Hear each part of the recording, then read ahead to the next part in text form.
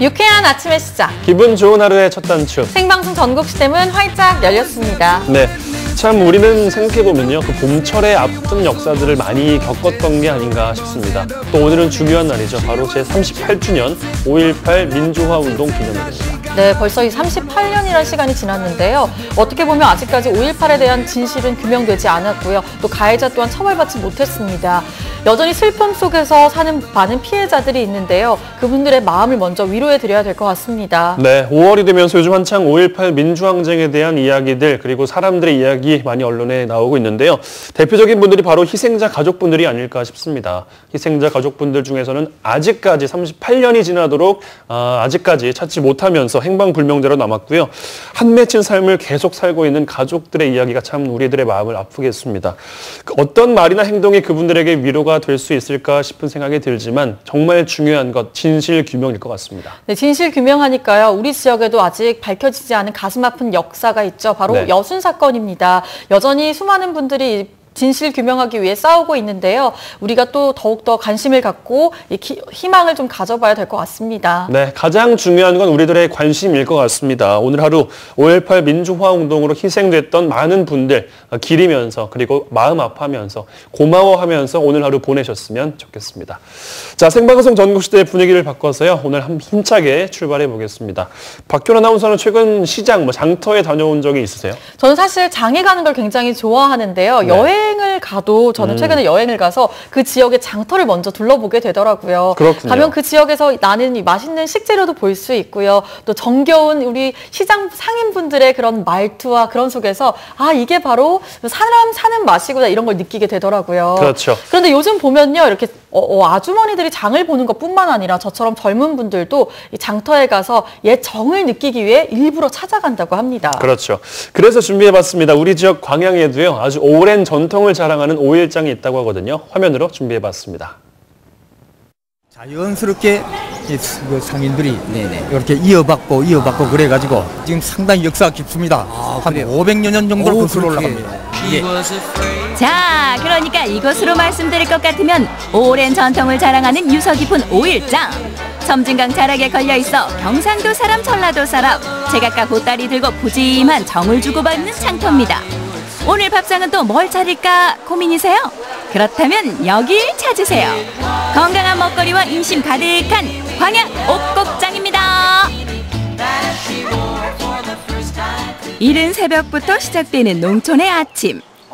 아니, 강대훈 리포터 어딜 그렇게 찾아가세요?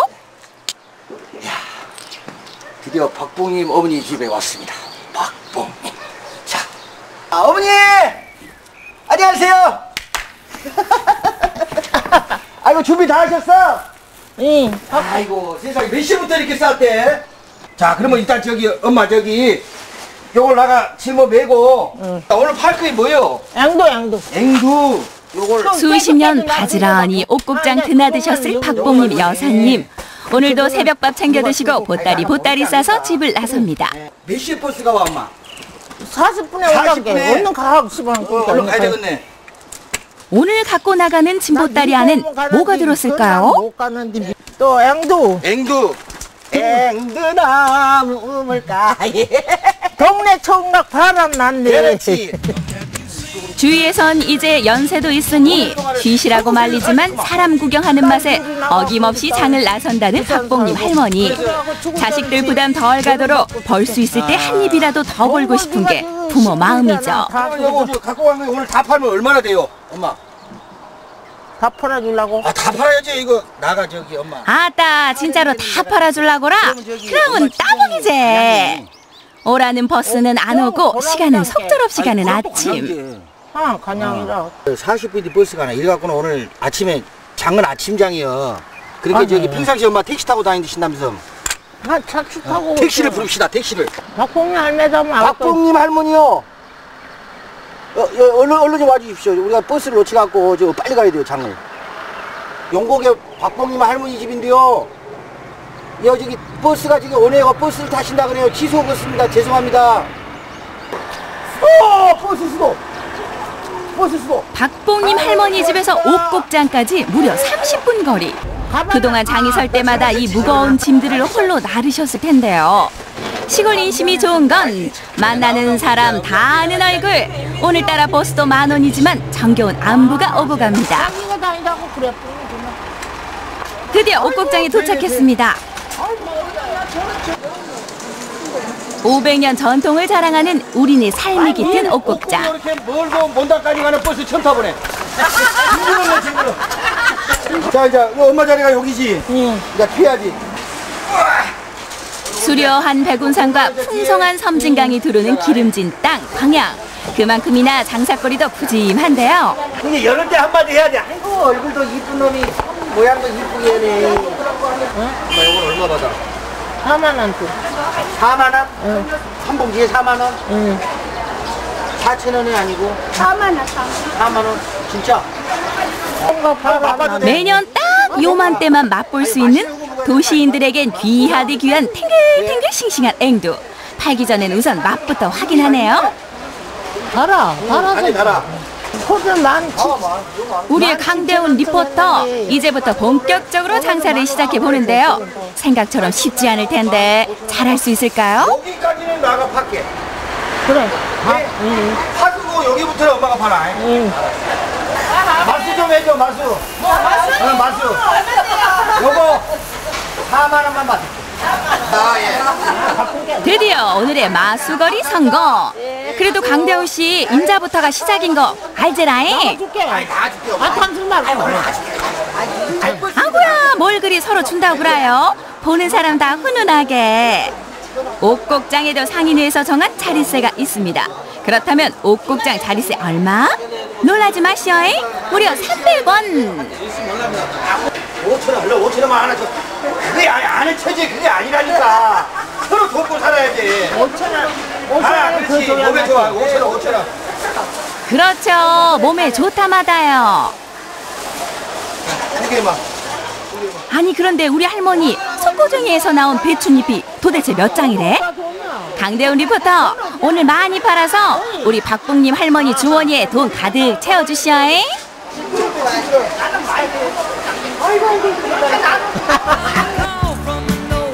매달 열리는 옥곡 5일장. 여수, 순천, 광양 주민들을 비롯해 인근의 경상남도, 사천, 남해, 하동 사람들까지 찾아온다고 하는데요. 그래서일까요? 주말이면 발 디딜 틈이 없다고 합니다. 어떤 거 사셨어요? 저는요, 뭐, 긴 애호박도 사고. 애호박. 네, 이거 뭐, 방울토마토라네요. 네네. 좀 너무 크긴 했는데, 이거 몇 개 살려고요. 지금 지역, 이쪽에는 지역 할머니들, 네네. 이제 가지고 나오시는 물건이 계절마다 다 달라서 여러 가지 품목들이 많아요. 네네. 뭐, 주위에 큰 마트라든지 다 있겠지만은 그래도 정겹게 할 수 있는 곳이 일반 5일 시장이다 보니까 그냥 많이들 찾아왔으면 좋겠습니다. 그래요. 네. 산지에서 나온 제철 농산물과 수산물이 넘쳐나고 시골 어르신들의 넉넉한 인심이 사람들의 발길을 붙잡는 광양 옥곡장. 정이 살아있는 광양의 자랑입니다. 마찬가지로 처음에 여기도 지금 옥곡이 절반은 해안, 절반은 산촌이기 때문에 네네. 산 쪽에서 나오는 건 전부 지금 산나물, 뭐 각종 과일, 네. 예 그런 것들이 많이 나오고 있고요. 직접 재배를 하셔가지고 이제 그렇죠. 가지고 나오시는 거죠. 그 사람들이 생산자들이 네. 어찌 보면 로컬 푸드입니다. 네네. 이 사람들은 전부 생산장.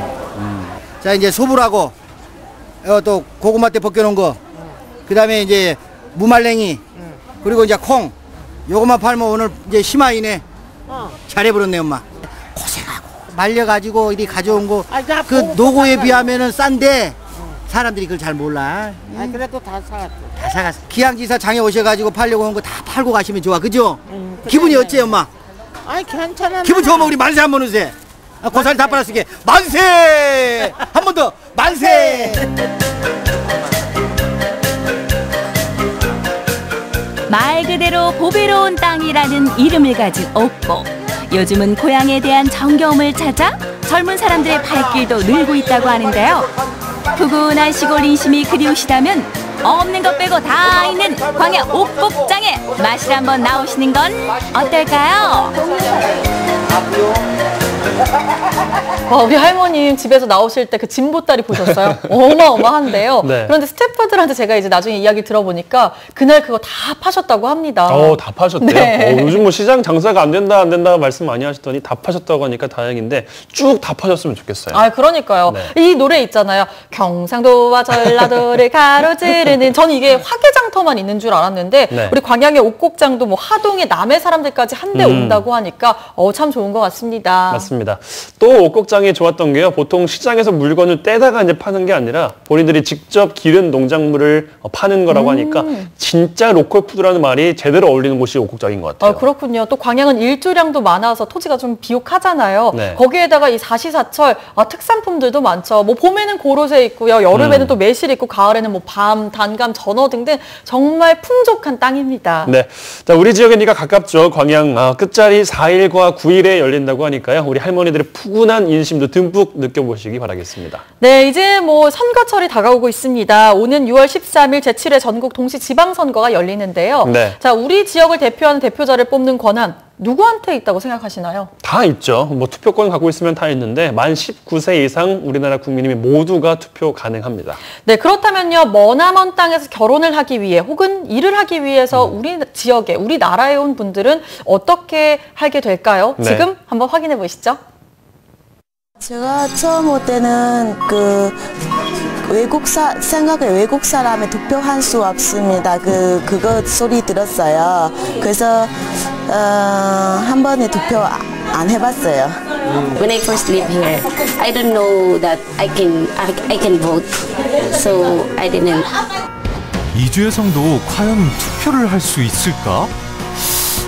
정말 모르겠네. 누가 좀 알려주세요. 영암의 한 강연장. 우리 미모의 강사님 화기애애한 분위기 속에서 무언가 열심히 알려주고 있습니다. 그런데 여기 모여 계신 분들 고향이 한국은 아닌 것 같은데요? 선거 관련해서 투표할 수 있는 자격이라든지 하는 방법에 관련해가지고 간단한 교육을 진행하고 있습니다. 어라? 결혼 이주 여성들도 투표권이 있다고요? 그렇습니다. 체류 자격 취득일 후 3년이 지나고 해당 지방자치단체의 외국인 대장에 올라와 있다면 당신도 당당한 유권자. 가장 중요한 거는 소속감이잖아요. 소속감과 안전의 욕구가 좀 채워져야 되는데 그 소속감을 향상시키기 위한 가장 좋은 방법으로 대한민국 국민이 모두나 갖고 있는 평등한 선거권을 좀 잘 활용할 수 있었으면 좋겠다 싶은 생각이 듭니다. 진작 알아둘걸. 이제라도 알았으니 투표하러 꼭 가실 거죠? 제가 한국 사람 된 것 같아요. 그래서 느낌 나와요. The video that I saw, I understand. So I can vote. 이론 끝, 실습 시작. 전라남도 선거관리위원회에서 준비한 선거 체험. 절차가 복잡하지 않고 의외로 간단해서 대한민국에서의 투표가 익숙하지 않은 결혼 이주 여성들도 쉽게 알 수 있겠죠? 본인 확인 후 투표용지까지 출력되니 유권자라는 게 실감납니다. 어떤 후보에게 표를 줄지 고민을 마쳤다면 이제 찍으러 가볼까요? 처음이라 어떻게 해야 할지 잘 모르겠다고요? 걱정 마시라. 선관위 직원들이 친절하게 알려줄 테니까요. 꾹 도장 찍은 투표용지를 곱게 접어 투표함 속으로 직행. 투표를 기다리는 분들은 기대 반 설렘 반. 거기 누구 찍었냐고 물어보고 있는 거 아니죠? 비밀 선거가 원칙이라고요. 사전 투표와 6월 13일에 치러지는 일반 투표를 각각 체험해보며 편한 시간에 투표할 수 있다는 것도 알게 되었습니다. 너무 많은 투표용지에 놀라기도 했지만 이렇게 많은 선택을 할 수 있다는 게 자랑스럽기까지 합니다. 처음에 심장이 많이 떨려요. 해보니까 재미있어요. 꼭 투표할 거예요. 왜냐하면 우리 투표하는 것은 좋은 사람을 뽑고 우리 위에서 일하는 사람도 뽑고 한국 나라도 좋은 나라 될 거예요. 이제 투표에는 전문가가 다 됐지만 한 가지 중요한 걸 빼먹었네. 바로 후보자 살피기. 과연 어떤 후보가 우리 지역을 위해 열심히 일할 수 있을지 꼼꼼히 잘 살펴봐야 합니다. 좀 2월 13일 날까지 시간이 아직 있는데 좀 좋은 사람, 또 잘하는 사람, 좀 관심이 있는 사람이 찾아서 TV에서 알아보고 좋은 분이 선택하고 싶습니다. 이야, 이 정도 마음가짐이면 유권자 자격 충분합니다. 앞으로 유권자를 넘어 대한민국 국민이 될 여러분들을 위해 준비한 것이 또 있습니다. 바로 우리 음식과 친해지기. 신조한 리포터 준비 다 됐나요? 오늘은 제가 들어보니까 이 선거를 주제로 하기 때문에 아주 특별한 음식이 준비가 되어 있다고 그러는데 어떤 요리인가요? 오늘 요리는 탕평채입니다. 탕평채 납시오.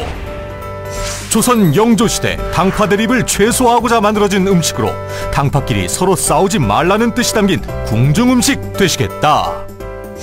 이번 지방선거에서 혈연, 학연, 지연에 관계없이 정당 후보자의 공약을 보고 투표하기를 바라는 마음으로 오늘의 요리를 탕평채로 선정했습니다.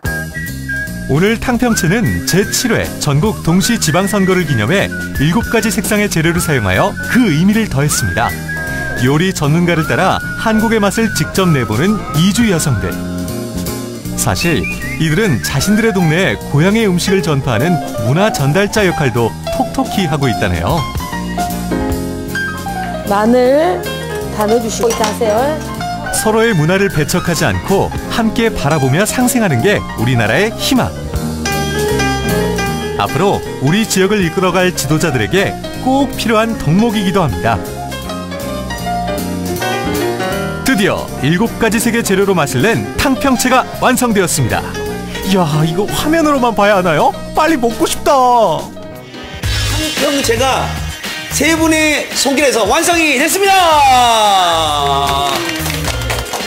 우리 직접 만들어 보셨는데 좀 어떠셨어요? 너무 좋아요. 오. 예, 집에서 요리도 좀 꽤 하는 편인데 네. 오늘 또 새로운 요리 또 그것도 영조 대왕 때부터 내려온 탕평채를 오늘 배워가지고 너무 행복해요. 아주 재밌고 또 먹고 싶어요. 아무리 먹고 싶어도 잠깐! 바로 입으로 넣긴 너무 아까워 보이네요. 예쁘게 사진 찍어서 올리고 자랑해야지. 궁중음식도 뚝딱 만들었으니 진짜 한국 사람 다 됐네. 이렇게 먹음직스러운 요리, 오래 놔두면 음식에 대한 신뢰 아니겠어요? 빨리 먹어봅시다. 어머, 이거 내가 만든 요리 맞아? 이 정도 맛이라면 선거 공식 요리로 탕평채 지정해줍시다. 잡채하고는 완전히 다르잖아요. 네. 잡채 비슷하기는 한데 잡채보다 좀 개운하고 네. 와, 저는 한국에 온 지 20몇 년 됐는데 처음 먹어봅니다. 네, 원장님 너무 감사합니다. 오늘 좋은 요리를 하나 배워가서. 네. 네. 골고루 섞여 알록달록 세계 조화를 내는 것처럼 이주 여성, 외국인 노동자, 소외된 사람들 구분 말고 어울려서 행복한 사회 만들어봐야겠죠? 오늘 너무 재밌고 너무 맛있어요. 그리고 이번에 제가 꼭 투표하겠습니다. 그리고 친구들에게 이거 홍보하겠습니다. 진정한 대한민국의 주인공으로 거듭난 이주 여성들. 유권자로 더 나아가 밝은 세상을 만들어갈 사회의 일원으로 그 역할을 다해주시길 기대하겠습니다. 한국말도 서툴고 한국의 문화도 낯설었을 텐데 이곳에서 오랫동안 살면서 한국에 점점 익숙해졌을 거잖아요. 근데 선거권을 행사함으로써 아, 내가 진짜 대한민국의 국민이구나, 대한민국의 주인이 되었구나라는 생각을 많이 하시더라고요. 이번에 6월 13일 날 지방선거 때 투표소에 꼭 가셔서 아, 내가 대한민국의 주인으로서 또 주권 행사를 꼭 하셨으면 좋겠습니다. 6월 13일 투표에 꼭 참여해 주세요. 감사합니다. 6월 13일은 무슨 날? 선거하는 날. 달력에 동그라미 치고 꼭 투표에 참여하세요.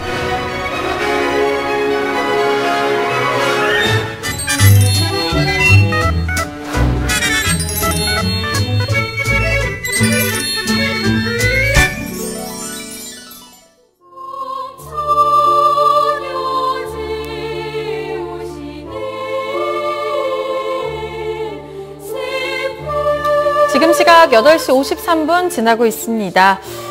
보이는 것처럼 습도가 여전히 높아 해안을 중심으로 안개가 짙게 끼는 곳이 있는데요. 산발적으로 내리고 있는 비는 오늘 낮부터 서서히 그치겠습니다. 현재 기온 어제 아침보다 조금 낮습니다. 우리 지역 기온 19도를 출발했는데요.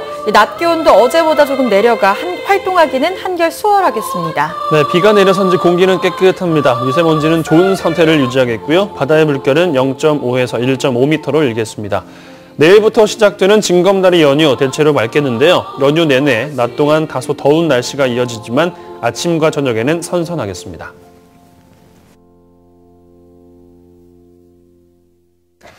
네, 생방송 정국시대 함께하고 계십니다. 이번에는 문화 공연 한번 준비해봤는데요. 승암산 자락을 병풍 삼아서 전주의 한옥과 또 예쁜 풍경이 어우러지는 마당 창극이라고 합니다. 변사또 생일잔치에 초대합니다.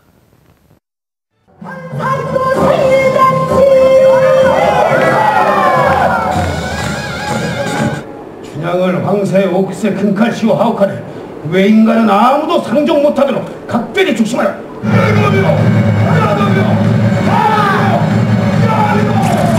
내가 또 무슨 거두마 안 하는 게 내가 어찌나 그렇게 했고 왜 생각하려고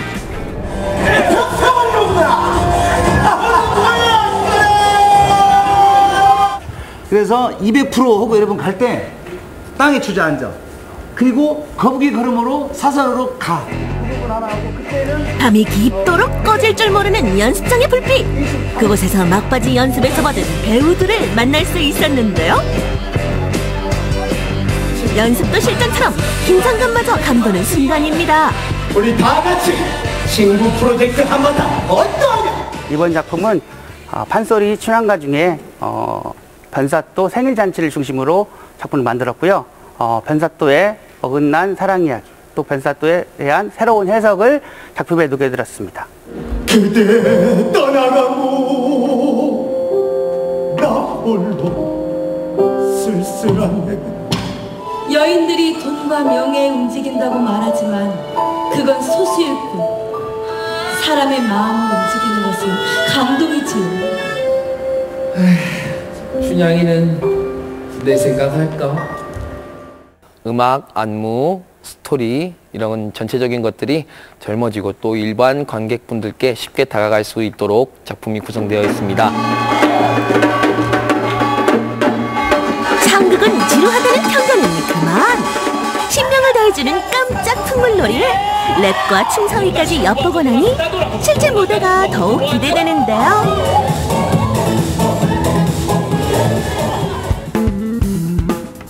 드디어 밝아온 공연 첫째 날. 실감나는 몰입을 위해 변신하는 이 시간. 배우들에게는 가장 설레고 긴장되는 시간인데요. 오늘의 주인공 변사또도 타임머신을 타고 과거로 돌아가는 중입니다. 기존 춘향전에서는 변학도가 막 해학적이고 또 폭정을 펼치고 이렇게만 비춰졌거든요. 근데 여기에서는 역으로 변학도도 원래는 선한 사람이었다. 근데 사랑이란 거에서 배신을 당하고 사랑도 돈으로 사야 되는구나. 이런 걸 느끼고 막 백성들을 막 억압하고 갈취하고 착취하면서 그 돈으로 모든 여자들을, 이 세상 여자를 다 내 여자로 만들겠다. 이런 나쁜 짓을 하죠. 근데 결과적으로는 춘향이의 그 절절한 사랑을 통해서 다시 개과천선하는 그런 인물입니다. 변사또를 개과천선하게 만드는 주인공. 조선시대의 절세미녀로 알려진 춘향에 걸맞게 오늘의 춘향이도 화려하게 변신 중인데요. 변사또 생일잔치 어떻게 관람하면 좋을까요? 포커스가 그 다양한 사랑에 중점을 두지 않았나 싶어요. 사랑과 그리고 고난을 지나고 역경을 이겨낸 또 나중에 화해라고 해야 되나? 그래서 이 사랑에 대한 포커스를 두고 보시면 훨씬 재미있게 감상하실 수 있을 것 같습니다. 2월 달부터 준비해서 지금 3개월 정도를 준비를 했습니다. 굉장히 열심히 준비했고 음악도 좋고 내용도 좋고 하기 때문에 관객들 여러분들에게 빨리 선보이고 싶은 마음에 많이 설레입니다. 공연의 화려함을 더해줄 세트와 음향, 객석까지 마지막 점검에 들어가는데요. 수백 번 반복했을 노래와 춤이지만 확인하고 또 확인하는 배우들. 공연 전 마지막 리허설이기에 긴장의 끈을 놓치지 않습니다. 예,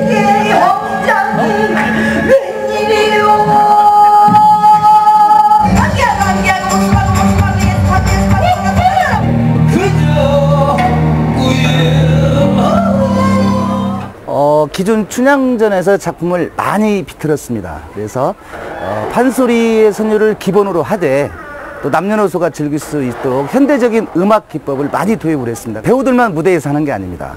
어느 순간 배우들이 객석으로 내려오는 경우가 있거든요. 그때 같이 참여해 주시고 또 댓글에도 해주시면 더욱더 재밌게 그걸 관람할 수가 있을 겁니다.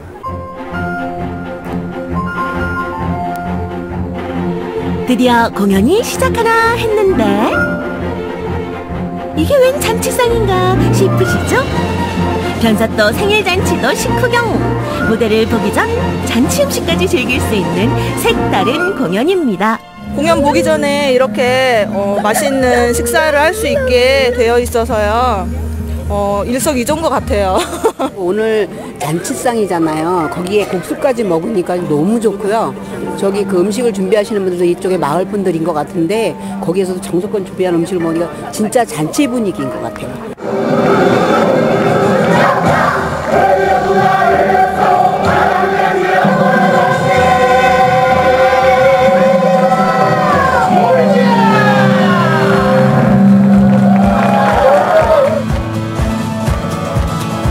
춘향가의 색다른 변신. 옛 춘향가에선 볼 수 없던 진귀한 풍경이죠. 한시도 눈을 뗄 수 없는 풍성한 무대. 흥겨운 미소가 절로 번집니다.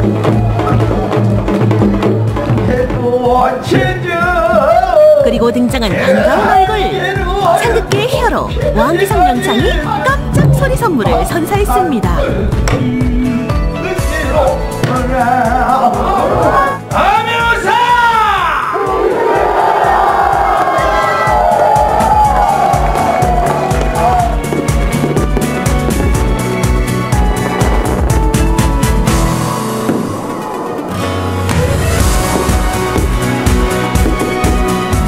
재밌고 액티비티하게 기대돼요. 앞으로도 저희가 평소에 봤던 그런 춘향전이 아니고 새롭게 이렇게 각색했던 부분이 재밌었던 것 같습니다.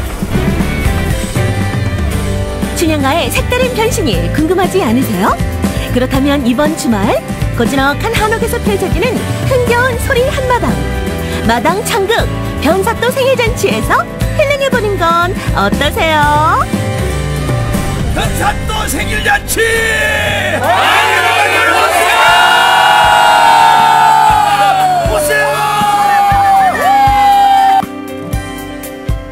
네, 사실 뭐 국악하면 좀 어렵고 지루하게만 느끼시는 분들 많으실 텐데요. 이렇게 네. 공연을 통해 즐기면 훨씬 더 쉽고 재밌게 푹 빠질 수 있을 것 같습니다. 네, 뭐 화면에 만나보셨지만 춤도 추고요, 랩도 하고요. 뭐 젊은 층들이 다양하게 즐길 수 있는 거리들도 많은 것 같은데요. 또 하나 좋았던 게 그 공연 보기 전에 전통 문화 체험도 할 수 있고요. 잔치 음식까지 먹을 수가 있었습니다. 이런 다양한 즐거움들을 함께 느껴보시면 더욱더 좋을 것 같습니다. 네, 매주 토요일 저녁 8시 전주 한옥마을 내에서 이뤄진다고 하니까 여러분도 토요일 날 이 변사또 생일잔치 가셔서 함께 즐겨보시면 어떨까요? 네, 잔치엔 맛있는 음식이 또 빠질 수가 없을 것 같습니다. 마지막은 맛집으로 좀 인사를 드려야 될 것 같은데요. 박결 아나운서는 갈비 좋아하시죠? 갈비요? 갈비요. 갈비를 싫어하는 사람이 있나요? 궁금하네요. 없습니다. 지금 바로 소개해드릴 메뉴가 바로 갈비인데요. 갈비와 물이 만났다고 합니다. 어떤 사연일지 지금 확인해 보시죠. 밥상 위의 국가대표 돼지갈비. 레디 고! 갈비 먹으러 돼지런하게 달려가죠. 냄새가 난다, 냄새가 나. 맛집의 냄새가 난다. 갈비를 편하게 먹을 수 있어서 너무 좋은 것 같아요. 양념갈비인데도 타지 않고 버릴 게 하나도 없어요. 아낌없이 다 먹을 수 있어요.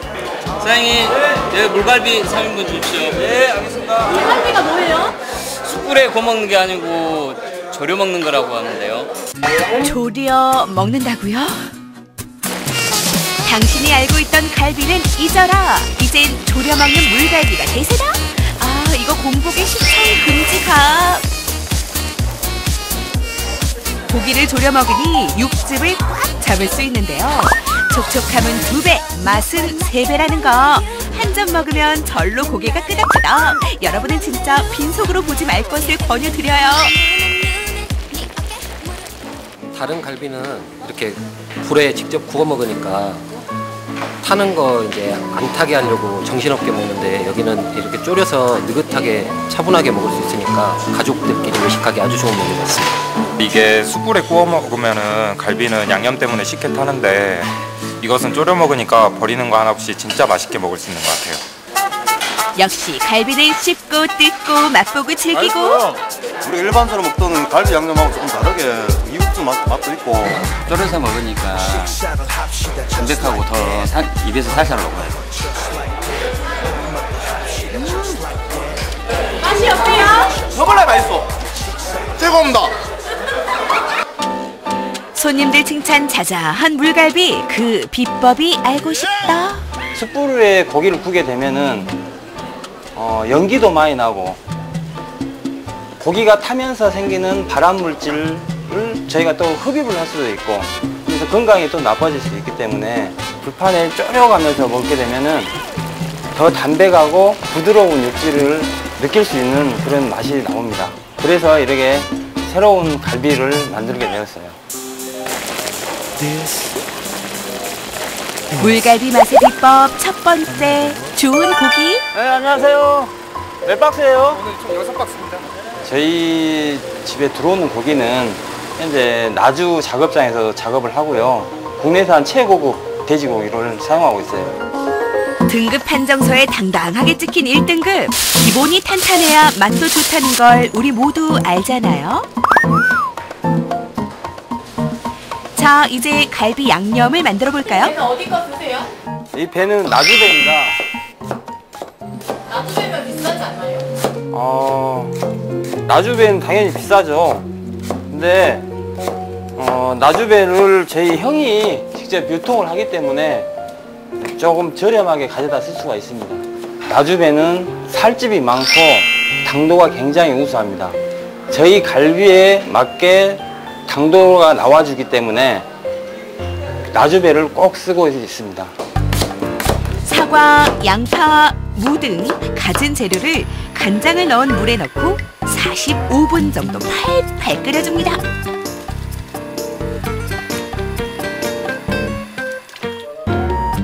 자, 이게 바로 맛의 두 번째 주자, 갈비 양념. 선생님 이제 이거는 바로 쓰면 되는 건가요? 아니요, 이대로 이제 식혀서 냉장 보관했다가 갈비에 재우는 겁니다. 왜 시키는 거죠? 뜨거운 육수를 고기에 붓게 되면 고기가 익어버려요. 그래서 안 됩니다. 시원하게 식혔다가 사용하면 됩니다.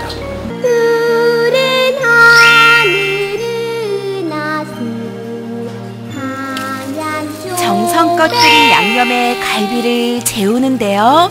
잘 자라 우리 갈비. 48시간 이상 숙성이 돼야 고기의 육질이 부드러워지고 양념도 잘 배어서 맛있는 갈비를 먹을 수 있습니다. 인고의 시간을 거치면 맛있는 갈비로 태어나느니 한눈에 봐도 비교가 딱 안 되는데요. 사장님 솔직히 색깔 차이가 안 나는데요. 그렇죠. 그 이유가 뭐냐면 저희는 인공 색소를 사용하지 않기 때문에 방금 재운 고기와 이틀 전에 재운 고기의 색깔은 큰 차이는 안 나지만 이렇게 만져보면은 숙성이 잘 됐다는 느낌이 팍 옵니다. 첫 번째 구워보면 또 더 잘 알겠죠. 갈비 맛의 조연들 하나 둘 자리를 잡아주면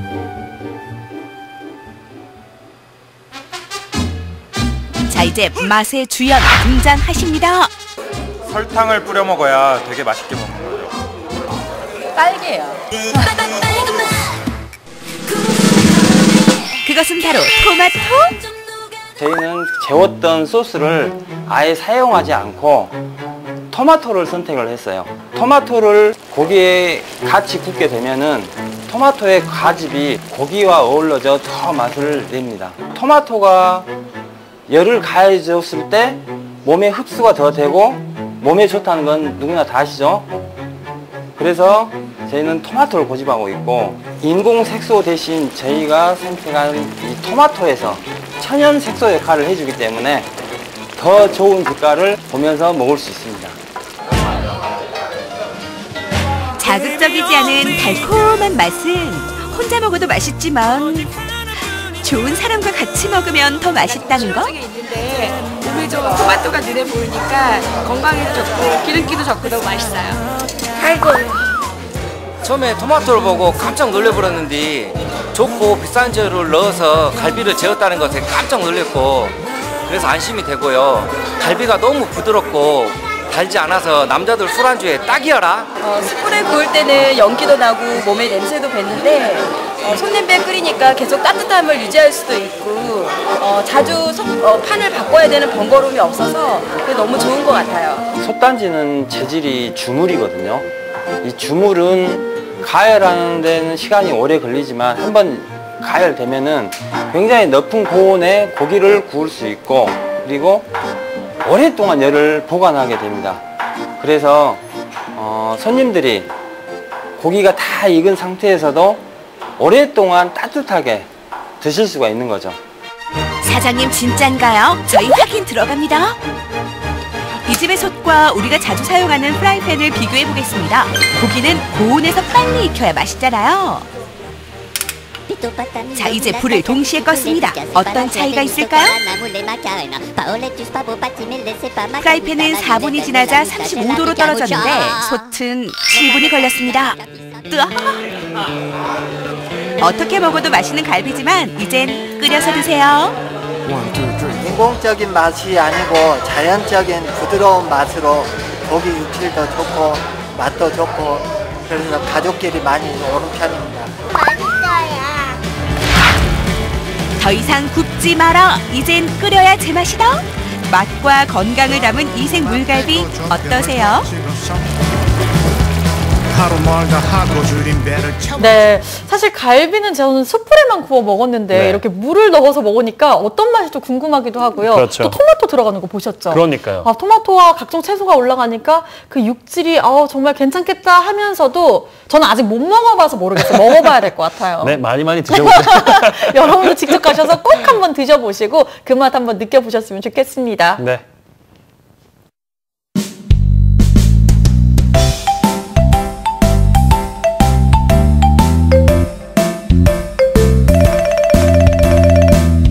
네, 바쁜 일상, 식생활의 변화, 거기에 운동 부족으로 성인병 발병률이 점점 높아지고 있습니다. 네. 비만, 고지혈증, 그다음에 등등 정말 많은 병들이 있는데요. 그 중에서 뇌졸중도 이 성인병의 주된 원인이기도 하죠. 그렇죠. 보통 뇌졸중하면 50대부터 나타나기 시작해서 노인분들이 많이 발생하는 노인 질환으로도 알려져 있는데 요즘에 40대에게도 굉장히 많이 발병한다고 하고 30대 같은 젊은 분들에게도 종종 나타나는 아주 위험한 질병이라고 합니다. 네, 그리고 요즘 또 일교차가 굉장히 심하잖아요. 이런 환경적인 요인도 이 뇌졸중에 굉장히 위험한 요소가 된다고 하는데요. 네. 그래서 저희 오늘 톡톡 반갑습니다에서는요. 뇌졸중에 대한 이야기 좀 집중적으로 다뤄볼까 합니다. 자, 오늘 함께 하실 이혜용 신경외과 전문의 함께합니다. 안녕하세요. 안녕하세요. 네, 제가 앞서 일교차가 요즘처럼 클 때 뇌졸중에 굉장히 위험한 요소가 된다 이렇게 말을 했는데 이게 사실인가요? 네, 맞습니다. 이 뇌졸중이 이제 유발하는 계절을 통계로 이제 분석을 해보니까 오히려 일교차가 큰 4월, 5월 그리고 10월, 11월에 가장 많이 발생을 하게 되고요. 네. 오히려 한겨울보다는 또 무더운 여름에 더 발생을 많이 한 걸로 알려져 있습니다. 네. 자, 그 이유로는 첫 번째 일교차가 크게 되면 우리가 일교차 클 때 대부분은 환절기 때 목도리라든지 모자 같은 거 안 하고 간단하게 외투만 이제 입게 되기 때문에 대부분 목으로부터 머리 혈관이 올라가는데 그 혈관들이 갑작스런 찬 공기로 인해서 수축이 되면서 머리로 가는 혈류가 떨어지면서 발생하게 된다고 보고가 되어 있고 네. 두 번째, 한여름에는 오히려 이제 과도한 야외 활동으로 인해서 탈수 증상으로 인해서 즉 혈액이 이제 끈적끈적해지게 됩니다. 그로 인해서 이제 혈관이 막히게 되는 경우가 많다고 합니다. 네. 자, 그리고 또 보고를 보게 되면 우리가 또 이 뇌졸중이 또 호발하는 시간이 있는데 주로 자고 일어나서 오전에 9시경에 제일 많이 발생을 한다고 합니다. 자, 그 이유는 자고 일어날 때 스트레스 호르몬, 코티졸이라는 호르몬이 많이 분비가 되게 되는데 그러한 그 코티졸 자체가 혈관을 수축시키는 호르몬이 되게 됩니다. 그리고 두 번째는 또 자는 동안에 충분한 수분 섭취가 되어 있지 않으면은 몸에서 이제 땀이 많이 증발이 되기 때문에 또 그로 인해서 수분 부족으로 인하여 탈수 증상에 의해서 뇌졸중이 많이 발생한다고 보고가 되었습니다. 네. 그렇게 다양하게 좀 뇌졸중 발생하는 이유를 좀 짚어봤는데요. 많이는 들어봤는데 좀 막연하신 분들도 많이 계실 것 같거든요. 뇌졸중이 좀 구체적으로 어떤 질병인지 좀 가르쳐 주시면 좋을 것 같아요. 자, 우리가 이제 이 뇌졸중에 대해서 이제 관심을 갖게 되는 가장 큰 이유가 지금 현재 우리나라에서 40대 이후에 단일 질환으로는 사망률 1위가 이 뇌졸중입니다. 자, 이 뇌졸중이 이제 말이 어렵지만 이제 가장 쉽게 얘기를 드리면 즉 뇌혈관에 문제가 생겨서 뇌가 망가지는 경우를 흔히 우리가 뇌졸중이라 하고요. 이러한 뇌졸중은 크게 두 가지로 분류를 해볼 수가 있습니다. 자, 첫째는 혈관이 막혀서 생기는 뇌경색과 혈관이 터져서 생기는 뇌출혈 이렇게 두 개로 구분이 되게 됩니다. 그리고 마지막 이러한 뇌졸중이 오기 전 단계, 즉 머리로 가는 피가 이제 낮아지면서 가끔씩 이상 신호를 보내는 단계를 우리가 뇌허혈이라고 합니다. 그렇군요. 아까 말씀하실 때 40대 이상 단일 질환으로 사망률 1위라고 하셨는데 굉장히 좀 어마어마하고 무서운 병인 것 같아요. 이 뇌졸중의 위험 요인 저희가 어디서 찾을 수 있을까요? 쉽게 이제 얘기를 드리면, 자, 제가 차를 가지고 서울을 간다고 가정을 해보겠습니다. 그러면 갈 때 가장 필요한 게, 자, 첫째는 어떤 길을 택해야 할지, 두 번째는 어떤 차를 가지고 가야 할지, 세 번째는 이제 정말 그 차를 운전하는 운전자 본인이 되거든요. 자, 첫째, 이러한 길에 해당되는 게 우리 몸의 혈관이 되겠습니다. 이러한 혈관을 망가뜨리는 원인은 동맥경화라든지 뇌혈관 협착증, 그리고 고혈압이나 흡연이 주 원인이 되겠고요. 자, 두 번째, 차는 이제 우리 몸의 혈액이 되겠습니다. 이 혈액을 또 안 좋게 만드는 원인이 심장병이라든지 당뇨, 그리고 고콜레스테롤증, 그리고 그 흡연이 되겠습니다. 자, 마지막 이 운전자. 자신의 이제 습관이 중요하거든요. 규칙적인 생활 습관, 그리고 충분한 수분 섭취, 그리고 금연하는 습관과 그리고 절주. 그게 중요할 것 같습니다. 참 우리가 생활 속에서 지켜나가야 할 것들이 참 많은데요. 이 뇌졸중이 오는 신호가 분명히 있을 것 같아요. 이 전조 증상에 대해서 좀 궁금합니다. 자, 앞서 제가 이제 뇌허혈이라는 병을 이제 설명을 드렸는데, 즉 뇌졸중이 오기 전 단계, 즉 신호가 오는 단계를 우리가 뇌허혈이라 합니다. 자, 흔히 이제 그 머리에서부터 제가 증상을 설명드리면, 자, 약을 먹었는데 계속 지속이 되거나 반복이 되는 두통, 그리고 이비인후과 쪽, 즉 귀에 특별한 문제가 없음에도 지속이 되는 어지럼증, 그리고 얼굴 쪽에 안면 마비라든지 감각이 이상, 그리고 말을 하는데 말이 새어나온다든지 또 침을 흘리는 느낌, 그리고 이제 심한 경우는 이제 편측, 즉 한쪽으로 오는 마비감이나 감각 이상들을 볼 수가 있습니다. 두통과 어지럼증, 마비 증상이 있으시면 꼭 이렇게 병원 한번 찾아보시는 게 좋을 것 같은데요. 그렇다면 뇌졸중 이제 치료 방법에 대해서도 좀 알아봐야 될 것 같은데, 치료 방법은 좀 어떻게 이루어지나요? 자, 우리가 뇌졸중이 앞서 얘기 드렸듯이 크게 막혀서 생기는 뇌경색하고 터져서 생기는 뇌출혈 두 가지로 분류가 됩니다. 자, 제일 먼저 중요한 거는, 자, 우리가 목욕탕을 갈 때, 자, 딱 갔을 때 남탕, 여탕 고민을 하지 않잖아요. 가면은 당연스럽게 알듯이 일단은 이 뇌경색, 뇌출혈을 빨리 구분을 해야 하는 게 중요하게 되고, 만약에 이제 급성 뇌경색, 즉 빨리 와서 그 증상 발현 후 급성기에 왔을 때는 시간이 매우 중요하게 됩니다. 그렇군요. 일단 말만 들어봐도 뭐 만성보다는 당연히 급성이 더 위험해 보이는데, 뭐 시간과의 싸움이 될 것 같습니다. 급성의 경우에는 또 어떤 치료 방법이 좀 있을까요? 이전에는 우리가 쉽게 말하면 증상이 심하고 4시간 반 이전에 병원에 이제 도착하는 경우 검사를 통해서 급성 뇌경색으로 판명이 된 경우는 TPA라는 혈전 용해제를 사용을 했습니다. 즉 쉽게 말하면 막힌 혈관에 피떡을 녹이는 약을 쓰게 되는데, 자, 이 약의 가장 큰 단점은 녹일 수도 있지만 또 그 막힌 혈관을 터쳐버릴 수가 있습니다. 그래서 뇌출혈 발생률이 20~30%가 되기 때문에 정말로 응급 상황시만 사용을 했습니다. 그래서 최신에는 이제 최근 들어서 그 뇌혈관, 인터벤션이라는 뇌혈관 내 시술을 같이 병행을 하게 되는데, 우리가 흔히 심근경색 환자에게서는 빨리 병원에 도착하면 우리가 시술을 한다고 이제 들었을 겁니다. 스텐트 같은 걸. 그러한 시술들을 이미 이제 뇌혈관에서도 똑같은 시술을 시행을 하게 됩니다. 그렇군요. 네, 앞서 말씀하셨는데요. 이 뇌출혈인지 뇌경색인지 우리가 좀 신속하게 파악을 해야 한다고, 그 두 가지 방법이, 치료 방법이 다르다고 하셨는데요. 혹시 치료를 해도 환자마다 경과가 다를 수도 있는데 이유가 뭘까요? 자, 가끔 이제 뇌졸중 환자들을 치료를 하다 보면 이제 환자들이 이제 여럿이 누워 있는데 보호자들이 이제 물어봅니다. 왜 똑같은 진단명은 똑같은데 왜 이분은 너무 멀쩡해 보이고 이분은 너무 심해 보이고 그 이유는 이제 크게 세 가지를 들 수 있는데 네. 자, 첫째는 일단은 뇌혈관은 자, 손가락 굵기부터 머리카락처럼 가느다란 혈관까지 혈관 사이즈가 다양하게 됩니다. 그렇죠. 그래서 어떤 혈관에 문제가 되느냐가 문제가 될 거고요. 네. 두 번째는 이 뇌는 어느 부위마다 우리 몸을 지배하는 중추가 틀리게 됩니다. 즉 어느 중추에가 뇌경색이 뇌졸중이 오게 되면 말을 못하게 되는 거고 마비에 있는 중추에 오게 되면 팔다리를 못 쓰게 되는 거거든요. 즉 어느 위치에 왔냐에 따라서 환자의 증상이 다르게 되고요. 네. 마지막 세 번째는 자, 혈관이 막혔을 때 우리 몸은 그 막힌 혈관을 보상하기 위해서 다른 혈관들에서 그쪽으로 피가 가게 되는데 이러한 보충하는 혈관들의 능력에 따라서 예후가 다르게 됩니다. 네. 말씀하셨던 것처럼 뇌졸중의 원인, 뭐 흡연이나 과도한 음주 그리고 잘못된 생활 습관 같은 것들을 짚어주셨었는데 예방법들도 말씀하신 것과 좀 연관이 있을 것 같아요. 네네. 네.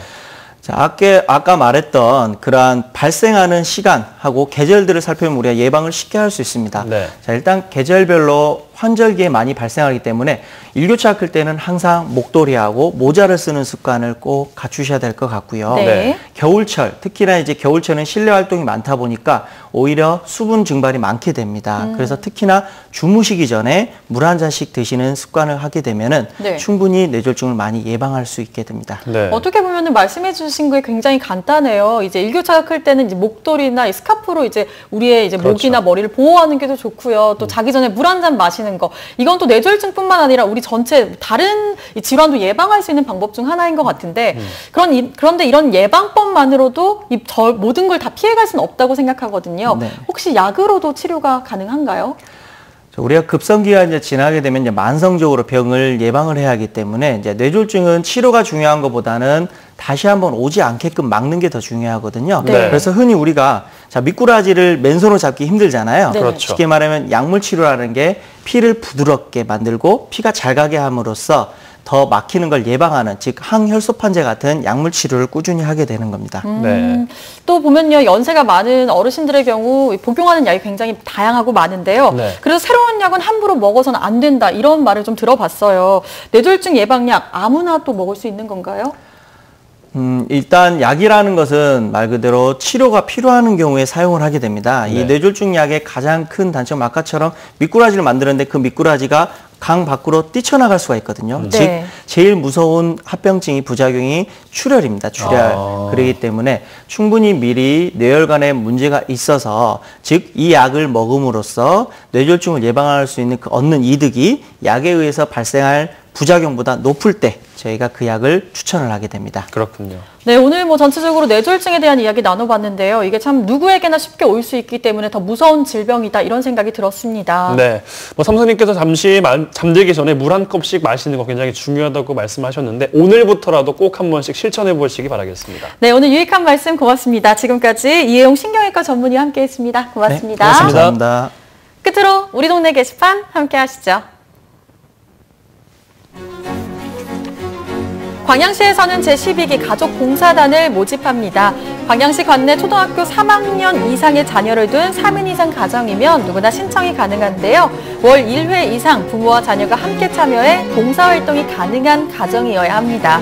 접수는 6월 15일 금요일까지고요. 15가족 60명 선착순입니다. 아동시설, 노인 요양시설, 장애인시설, 시행사 참여와 농촌 일손 돕기 등 다양한 활동에 함께하실 분들 선착순이니까 신청 서두르셔야 되겠고요. 가족과 함께하는 자원봉사활동 프로그램입니다. 좋은 기회인 만큼 많은 분들의 참여를 바라겠습니다.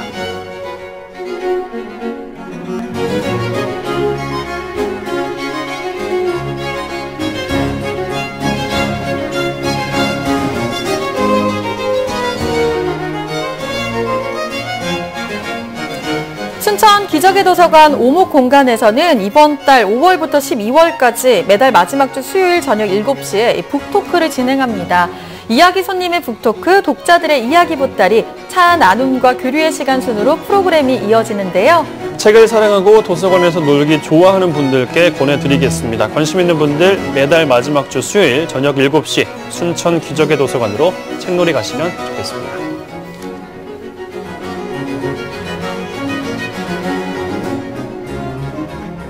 네, 38주년 5.18 민주화운동 기념일입니다. 오늘만큼은 꼭 한번 희생자분들께 감사하는 마음 가지시는 건 어떨까요? 다음 주에 돌아오겠습니다. 오늘도 스마일!